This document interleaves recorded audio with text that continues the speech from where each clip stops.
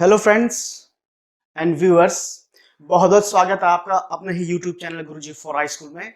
तो आज का ये वीडियो बेसिकली एक बहुत ही प्यारा क्वेश्चन पर बनाया गया है और ये क्वेश्चन हमारे किसी चाहने वाले मुझे व्हाट्सअप किया हुआ है। मैंने उनसे पूछा भी, उनका नाम हो रहा है लेकिन उन्होंने उसको नाम बताया नहीं। सिर्फ मुझे एक पिक्चर भेज दी है, वो पिक्चर भी आपने वीडियो के थंबनेल में देख ली होगी। तो उनका कहना है कि ये एक सवाल उनके किसी फ्रेंड ने उनसे पूछा है, तो मुझे नहीं आया, तो प्लीज़ सर मुझे आप ये बता दीजिए। तो दोस्तों मैं ये बताना चाहूँगा, बेसिकली जो ये आज का सवाल मैं आपको कराना चाह रहा हूँ, ये बेसिकली हाई स्कूल का सवाल नहीं है, 10th के स्टूडेंट का सवाल नहीं है। ये एक जनरल क्वेश्चन है उन स्टूडेंट्स के लिए जो कॉम्पिटिटिव एग्जाम की तैयारी कर रहे हैं या किसी कंपटीशन में इन्वॉल्व हैं।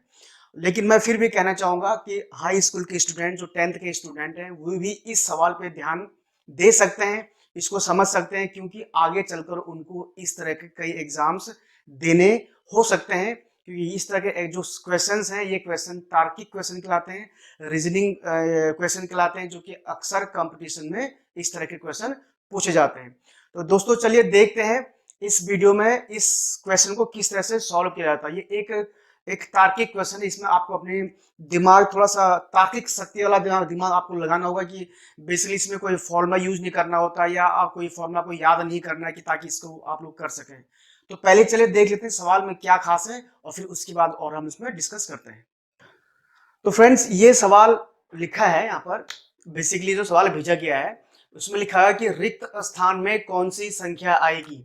तो आप देख रहे हैं कि इस प्रकार आपको फिगर्स बना के दिया गया है, 2 4, यहाँ पर 20, 3 9, यहाँ पर 90, यहाँ पर 1 7, और यहाँ पर हमको वो संख्या निकालनी है। यहाँ पर क्वेश्चन मार्क्स की जगह वो संख्या कौन सी आएगी और क्या उसका आंसर होगा। तो दोस्तों जो अभी कंपटीशन की तैयारी कर रहे हैं उनके लिए मैं विशेषकर बोलूंगा। बाकी जिनको इस तरह के सवाल करने आते हैं और जो एक्सपर्ट है, खैर उनके लिए तो बहुत बहुत बधाई कि वो जानते हैं, वो बधाई के पात्र हैं। लेकिन जिनको नहीं आता इस तरह के सवाल करना, उनको मैं एक छोटा सा एक सलाह देना चाहूंगा। कि सलाह क्या है, इस तरह के सवालों में बेसिकली एक एक सीक्वेंस होता है, एक उसमें एक सिस्टम होता है, वो सिस्टम आपको पकड़ना है, वो सीक्वेंस पकड़ना है। क्योंकि सीक्वेंस क्या होगा, दिए गए जो दो आपको ये दो जो फिगर यहाँ पर दिए गए हैं, वो सेम सीक्वेंस इन दोनों में लागू होता है। अगर वो सीक्वेंस, वो प्रक्रिया, वो प्रक्रम यदि इसमें लागू है और इसमें भी लागू है, तो जाहिर सी बात है वही प्रक्रिया आप इसमें भी लागू करोगे। यानी कि इन दोनों में क्या संबंध है, इन 2 और 4 जो है इसका 20 से क्या संबंध है, क्या सीक्वेंस बन रहा है, इस 3 और 9 का इस 90 से क्या सीक्वेंस बन रहा है। तो सेम सीक्वेंस, अगर जो सीक्वेंस इसमें बन रहा है, जो प्रक्रम इसमें बन रहा है, जो प्रक्रिया इसमें हो रही है, यानी कि दोनों की प्रक्रिया सेम होनी चाहिए। जो प्रक्रिया इसमें हो रही है वही प्रक्रिया इसमें होनी चाहिए। प्रक्रिया का सेम मीनिंग मेरा है कैलकुलेशन, कि जो कैलकुलेशन इसमें हो रहा है वही कैलकुलेशन इसमें भी होना चाहिए। तो जैसे कि आपने देखा कि जो कैलकुलेशन इसमें हो रहा है वही कैलकुलेशन इसमें भी हो रहा, तो जाहिर सी बात है वही कैलकुलेशन आपका इसमें भी होगा। तो आप इसमें वो कैलकुलेशन लगा दीजिएगा, आंसर ऑटोमेटिक आ जाएगा। तो बस यही आपको करना, उस सीक्वेंस को, उस कैलकुलेशन को, उस प्रक्रिया को, उस प्रक्रम को आपने क्या करना है, इसमें फाइंड करना, ढूंढना है। तो ये एक्चुअल में सिर्फ एक दिन में देखने से या झटक से, एक झटके में पढ़ने से नहीं आएगा। इसकी इस तरह के सवालों को आपको प्रैक्टिस करनी पड़ेगी। प्रैक्टिस करते करते करते आपका दिमाग, आपका ब्रेन इतना हैबिचुअल हो जाएगा कि ऑटोमेटिकली आप क्या करना शुरू कर दोगे, वो जो कैलकुलेशन है, जो प्रक्रम है, जो प्रक्रिया है, जो सीक्वेंस है, उसको आप पकड़ना शुरू कर दोगे। तो यहाँ पर मैं आपको बता देना चाहता हूँ, बेसिकली जो कंपटीशन की तैयारी कर रहे हैं और हाई स्कूल के स्टूडेंट्स को भी मैं बोलता हूँ वो भी ध्यान दें, क्योंकि आगे चल के उन्होंने भी यही क्वेश्चन करने हैं।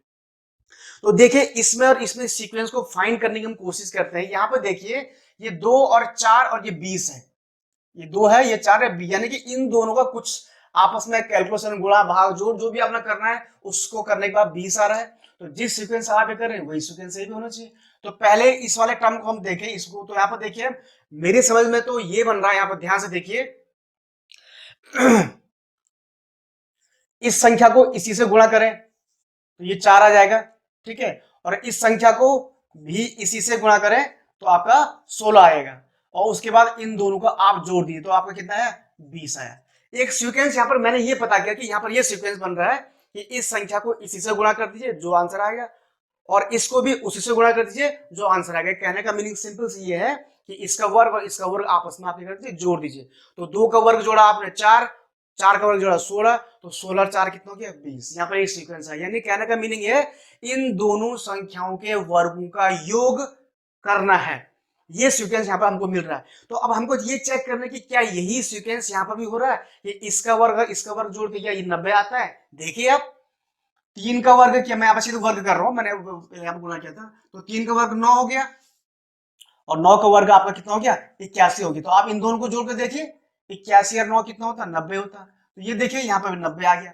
तो कहने का मीनिंग है कि क्योंकि दो ही कंपोनेंट इसने दिए, अगर यहाँ पर वो तीसरा कंपोनेंट देता तो वहां पर भी यही सीक्वेंस लगना चाहिए, तभी जाके वो सीक्वेंस इसमें भी लगेगा। अगर वो थर्ड वाले में अगर वो सीक्वेंस नहीं लग रहा तो इसका मतलब कि ये पूरा का सीक्वेंस इसमें फिर लागू नहीं होगा, फिर कुछ और सोचना पड़ेगा आपको। तो उसके लिए भी प्रैक्टिस करनी पड़ेगी, ठीक है। तो यानी कि अब इन दोनों संख्याओं के वर्गों का योग है, ये जो ये दो संख्याएं दी गई इनके वर्गों का योग 20 और इन संख्याओं के वर्गों का योग 90। तो सिंपल सी बात यहाँ पर भी है, यहाँ पर 1 का वर्ग करेंगे आप तो 1 आएगा, 7 का वर्ग करेंगे तो आपको 49 आएगा, ठीक है। तो इन दोनों संख्याओं के वर्गों का हम जोड़ दें तो कितना आएगा 49 प्लस 1 कितना आ गया 50। तो यानी कि यहाँ पर आपका क्या आएगा 50 आएगा। तो 50 इज द राइट आंसर, यानी कि इन दोनों संख्याओं के वर्ग का योग करने पर हमको क्या मिलेगा 50 मिलेगा और 50 इज द राइट आंसर। तो ये आपका कॉम्पिटिटिव एग्जाम में 50 वाला एक ऑप्शन दिया हुआ, तो 50 में आपको क्या करना है काला गोला करना, जो आप काला जो आंसर शीट भरते हो कंप्यूटराइज पेंसिल से काला घेरा करना होता है। ये आप तो खैर अलग अलग सिस्टम भी आ गए। तो इस तरह से आपका इस तार्किक क्वेश्चन का, इस तार्किक प्रश्न का आंसर होगा 50। तो इस तरह से कॉम्पिटिटिव जो एग्जाम्स होते हैं उन पे जो तार्किक प्रश्न पूछे जाते हैं, कि जो रीजनिंग के क्वेश्चन पूछे जाते हैं, उनमें इस तरह से एक सीक्वेंस ढूंढना पड़ता है। तो वो सीक्वेंस एकदम से तो आता नहीं है, उसके लिए आपको प्रैक्टिस करनी पड़ेगी। प्रैक्टिस करते रहिए तो सीक्वेंस का पता, क्योंकि जनरली क्या होता है लगभग सभी क्वेश्चनों में जो है वो सीक्वेंस मिलते जुलते हैं। यहाँ पर वर्गों का योग होगा, कहाँ पर कहीं पर घन का योग होगा, कहाँ पर ऐसी संख्याओं का ही दुगने का योग होगा, इस तरह से। तो ये कुछ सीक्वेंस है, वो सीक्वेंस बने रहते हैं, तो वो आपको प्रैक्टिस करते ही आपके दिमाग में क्या होंगे फिट हो जाएंगे, तभी आप फटाफट फटाफट इन क्वेश्चंस के आंसर निकाल सकते हैं। तो उम्मीद करता हूं जिन्होंने मुझसे क्वेश्चन पूछा था, अगर वो ये वीडियो देख रहे हैं तो उन्हें लिखा था कि करके जाना भागना मत है, समथिंग कुछ डायलॉग था उस तस्वीर में लिखा हुआ। तो उम्मीद करता हूं अब आप भागोगे नहीं। तो मैं सभी स्टूडेंट से उम्मीद करता हूं कि मेरे सॉल्व करने से पहले शायद आप लोगों ने निकाल दिया तो बहुत अच्छी बात है, बहुत बहुत आप बधाई के पात्र हो। ठीक है दोस्तों, तो इसी तरह से आप प्रैक्टिस कीजिए। मैं बहुत जल्दी एक नए क्वेश्चन के साथ आऊंगा, कुछ इस तरह के कॉम्पिटिटिव और तार्किक क्वेश्चन के साथ आऊंगा। और जिन दोस्तों ने हमारे चैनल को अब तक सब्सक्राइब नहीं किया तो प्लीज चैनल को सब्सक्राइब कर दीजिएगा, और सब्सक्राइब करने के बाद बेल आइकन को ऑल पे जरूर क्लिक कर दीजिएगा, जैसे कि ये सामने एरो आपको बता रहा है, इस तरह से क्लिक कर दीजिएगा ताकि हमारी वीडियो आप तक पहुंचती रहे। और आपको यदि वीडियो पसंद आ रहा है तो इसको लाइक कीजिए और शेयर भी कर दीजिए। बहुत जल्दी आऊंगा ये नए प्रश्न के साथ, तब तक मुझे अनुमति दीजिए। धन्यवाद।